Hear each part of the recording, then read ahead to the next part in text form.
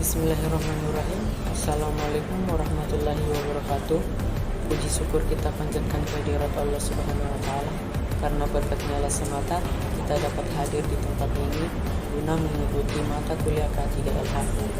Tak lupa pula kita kirimkan salam dan salawat kepada junjungan Nabi besar Muhammad Sallallahu Alaihi Wasallam, karena ialah yang membawa kita dari alam gelap gulita menuju alam yang terang benderang seperti saat ini.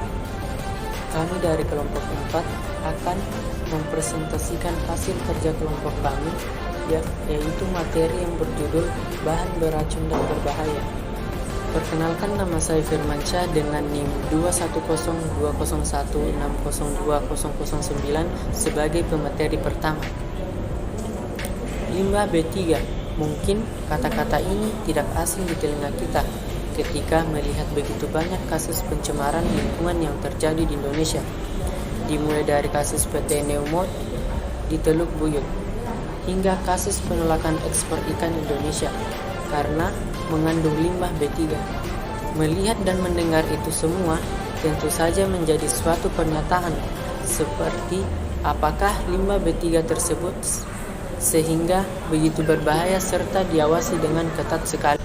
Apa itu bahan beracun dan berbahaya atau B3? Bahan beracun dan berbahaya atau sering dikenal dengan kata B3 adalah zat, energi, atau komponen lain yang karena sifat konsentrasi atau jumlahnya baik secara langsung maupun tidak langsung dapat mencemarkan atau merusak lingkungan hidup, membahayakan lingkungan hidup, kesehatan, serta kelangsungan hidup manusia dan makhluk hidup lainnya. Definisi ini tercantum dalam Undang-Undang Republik Indonesia Nomor 32 Tahun 2009 tentang Perlindungan dan Pengelolaan Lingkungan Hidup dan peraturan-peraturan lain di bawahnya.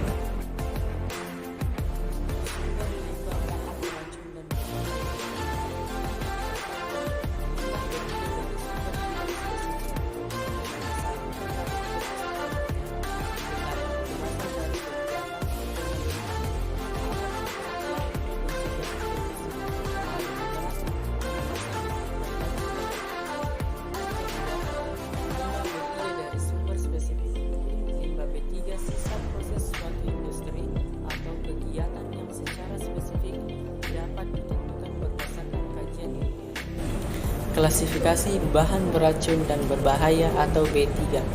Yang pertama, primary sludge, yaitu limbah yang berasal dari tangki, sedimentasi pada pemisahan awal dan banyak mengandung biomasa senyawa organik yang stabil dan mudah menguap. Yang kedua, chemical sludge, yaitu limbah yang dihasilkan dari proses koagulasi dan flokulasi. Yang ketiga, excess activated sludge, yaitu limbah yang berasal dari proses pengolahan dengan lumpur aktif sehingga banyak mengandung padatan organik berupa lumpur dari hasil proses tersebut. Yang ketiga, discharge sludge, yaitu limbah yang berasal dari pengolahan biologi dengan digestate aerobik maupun anaerobik, di mana padatan lumpur yang dihasilkan cukup stabil dan banyak mengandung padatan organik. Assalamualaikum warahmatullahi wabarakatuh. Perkenalkan, nama saya Arif Rahman dengan NIM 2102021602012 akan melanjutkan materi yang telah dibahas oleh saudara Firman, yaitu klasifikasi bahan beracun dan berbahaya.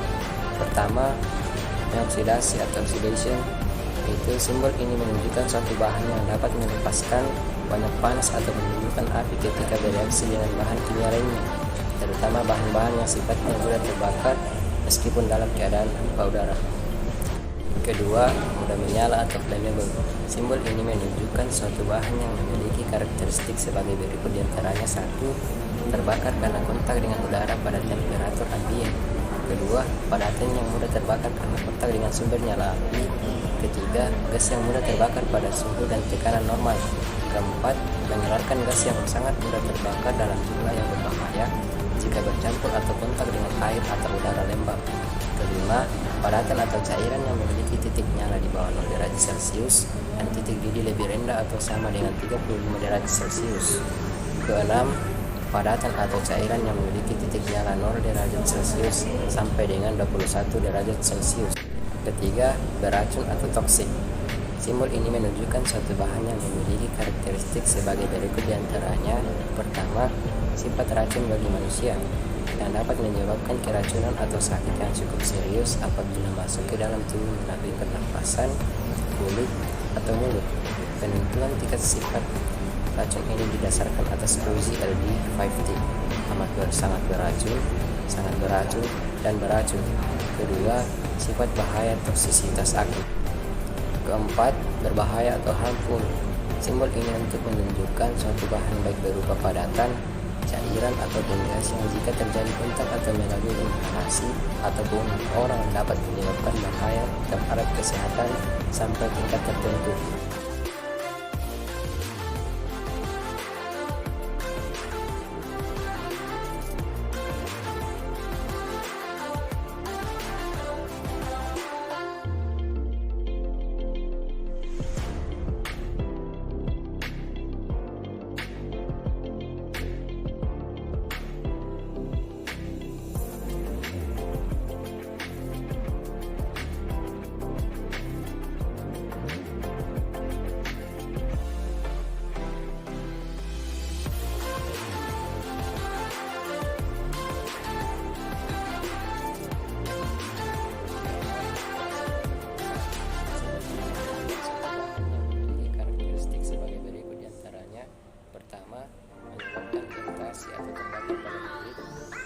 Menyebabkan proses peningkatan pada level badan sel A seminggu dahulu dengan laju korosi lebih besar 6,35 mm per tahun dengan temperatur pengujian 55 derajat Celcius. Ketiga, mempunyai pH sama atau kurang dari 2 untuk B3 bersifat asam dan sama atau lebih besar dari 12,5 untuk B3 yang bersifat basa. Ketujuh, berbahaya bagi lingkungan atau dangerous for environment. Simbol ini untuk menunjukkan suatu bahan yang dapat menimbulkan bahaya terhadap lingkungan. Bahan kimia ini dapat merusak atau menyebabkan kematian pada ikan atau organisme akuatik lainnya, atau bahaya yang dapat ditemukan seperti merusak lapisan ozon, misalnya klorofluorokarbon, persisten di lingkungan, misalnya polychlorinated biphenyl. Kedelapan, karsinogenik, teratogenik, dan mutagenik. Simbol ini menunjukkan paparan jangka pendek, jangka panjang, atau berulang dengan bahan ini dapat menyebabkan efek kesehatan sebagai berikut diantaranya. 1. Teratogenik, yaitu sifat bahan yang dapat mempengaruhi pembentukan atau pertumbuhan embrio. Kedua, mutagenik, yaitu sifat bahan yang menyebabkan perubahan kromosom yang berarti dapat merubah genetika. Ketiga, toksisitas sistemik terhadap organ sasaran spesifik. Contoh penerapan label. Jadi, jika di antara teman-temannya sekiranya melihat simbol-simbol seperti di samping, maka diharapkan teman-teman tidak mendekati atau memasuki kawasan tersebut karena kemungkinan besar dapat menyebabkan kecelakaan saat melakukan suatu kegiatan di kawasan tersebut. Contoh bahan beracun dan berbahaya atau B3 diantaranya. 1. Aseton. Aseton adalah zat yang banyak ditemukan di cairan penghapus kuteks, politur, label, beserta wallpaper. Gejala keracunan aseton ringan termasuk diantaranya 1.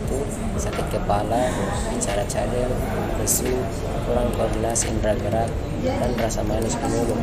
Kedua, benzena. Bahan kimia selanjutnya yang tergolong berbahaya adalah benzena. Zat kimia yang satu ini banyak ditemukan di produk-produk seperti di cat, lem, deterjen, asap rokok, hingga kapur barus. Ketiga, etanol. Etanol atau yang memiliki nama lain etil alkohol adalah jenis alkohol yang umum ditemukan di hampir semua produk rumahan. Jika ada terkena kental dengan etanol ini dan jumlah besar, gejala keracunan bisa bervariasi mulai dari 1. mual dan muntah, reaksi alergi kulit, kejang, cara melantur, koordinasi tubuh kacau, mata terasa panas terbakar, dan yang terakhir koma. Keempat, formalin. Anda mungkin pernah mendengar formalin sebagai zat pengawet makanan. Ternyata formalin juga tergolong bahan kimia berbahaya yang banyak ditemukan di produk rumahan. Formalin adalah zat kimia yang umum digunakan untuk memproduksi bahan bangunan, dan berbagai produk rumah tangga seperti asbes, resin, kompor gas, asap rokok, serta pestisida. Kelima, toluena.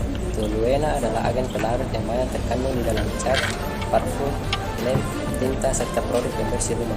Uap dari toluena yang terhirup manusia berisiko memicu gejala keracunan yang berkaitan dengan sistem saraf pusat, seperti pada sistem saraf, sakit kepala, mual dan muntah, pusing, mengantuk, serta kelelahan. Amonia merupakan jenis gas yang memiliki bau tajam.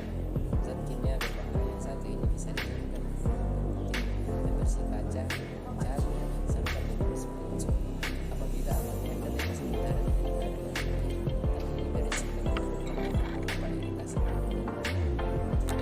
Assalamualaikum warahmatullahi wabarakatuh. Saya atas nama Siti Nur Izinaini dengan NIM 21020160009. Saya pemateri ketiga akan melanjutkan materi yang telah dibawakan Saudara Arif Rahman. Materi ketiga yaitu pengolahan limbah bahan beracun dan berbahaya atau B3. Pengelolaan limbah B3 merupakan salah satu rangkaian kegiatan yang mencangkup penyimpanan, pengumpulan, pemanfaatan, pengangkutan, dan pengolahan limbah B3 termasuk penimbunan hasil pengolahan tersebut. Upaya pengelolaan limbah B3 dapat dilakukan melalui tahapan sebagai berikut. Yang pertama, reduksi limbah dengan mengoptimalkan penyimpanan bahan baku dalam proses kegiatan atau housekeeping, substitusi bahan, modifikasi proses, maupun upaya reduksi lainnya.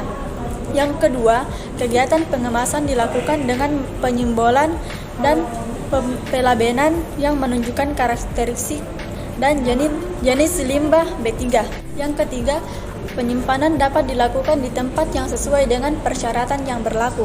Yang keempat, pengumpulan dapat dilakukan dengan memenuhi persyaratan pada ketentuan yang menitikberatkan pada ketentuan tentang karakteristik limbah, fasilitas laboratorium, perlengkapan penanggulangan kecelakaan, maupun lokasi. Yang kelima, kegiatan pengangkutan perlu dilengkapi dengan dokumen pengangkutan dan ketentuan teknis pengangkutan. Yang keenam, upaya pemanfaatan dapat dilakukan melalui kegiatan daur ulang atau resize, perolehan kembali recovery, dan penggunaan kembali reuse limbah B3 yang dihasilkan ataupun bentuk pemanfaatan lainnya. Yang ketujuh, pengolahan limbah B3 dapat dilakukan dengan cara termal, stabilisasi, solidifikasi secara fisika, kimia maupun biologi dengan cara teknologi bersih atau ramah lingkungan.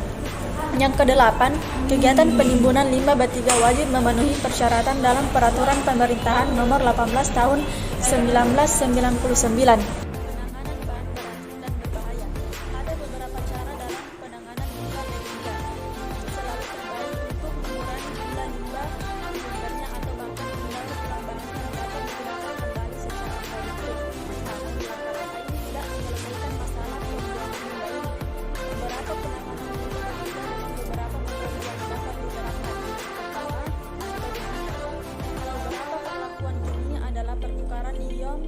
Oksidasi dan reduksi, pengendapan kimia dan netralisasi.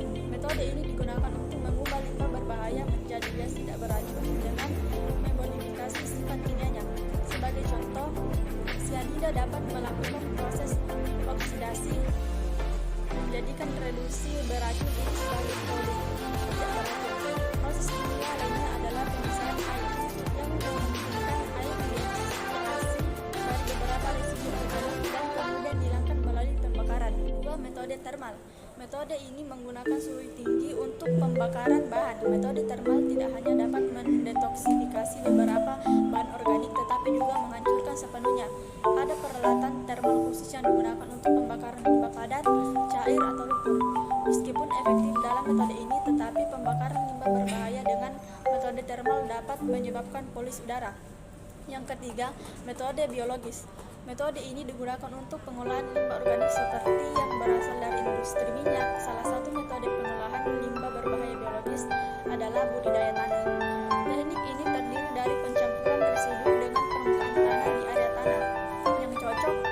Beberapa jenis mikroba dapat ditambahkan untuk metabolisme limbah dan beberapa nutrisi. Jadi kesimpulan dari materi ini adalah Dalam pengolahan limbah B3, identifikasi dan karakteristik limbah B3 adalah hal yang paling penting dan mendasar.